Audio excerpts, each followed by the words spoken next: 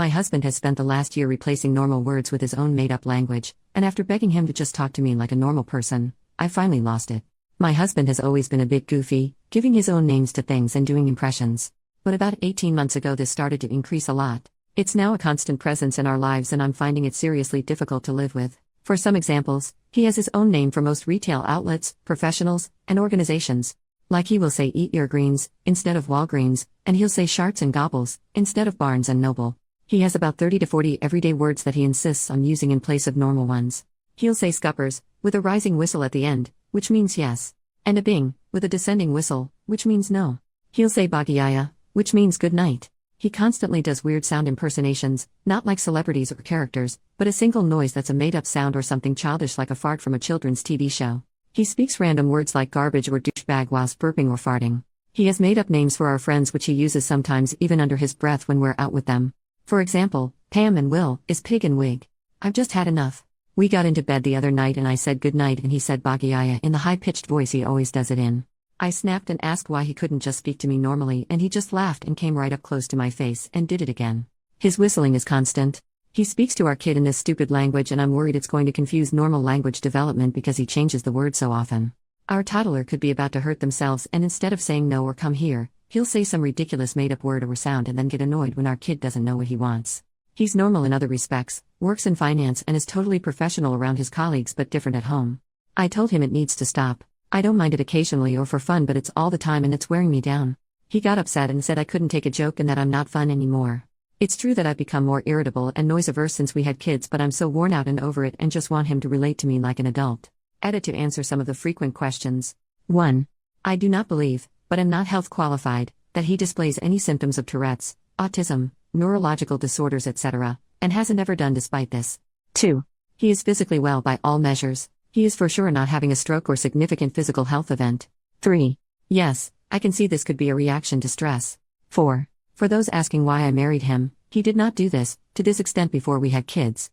Occasionally yes with the occasional name or words but not this regular. He is amazing in many ways but this one thing is now too much for me. I don't feel it's right to discount him or throw out the whole marriage because of it but it does need to change. 5. He will not go to therapy. 6. We have discussed it calmly. Previously, he did not take me seriously or make changes. He sees this as funny and just a joke. I agree that we need to talk more. 7. Yes, it can be funny occasionally. I am not trying to spoil his fun. I also need an adult partner at times and for him to stop when not appropriate. Relevant comments. Commenter, I do this kind of stuff a lot, mostly the one about imitating stuff from shows. I quote random TikToks all the time, make weird noises to myself, etc., but I'm more than capable of cutting it out if I have to. I used to say my guy all the time until it became a habit. I don't know about that one, my guy. Alright, my guy.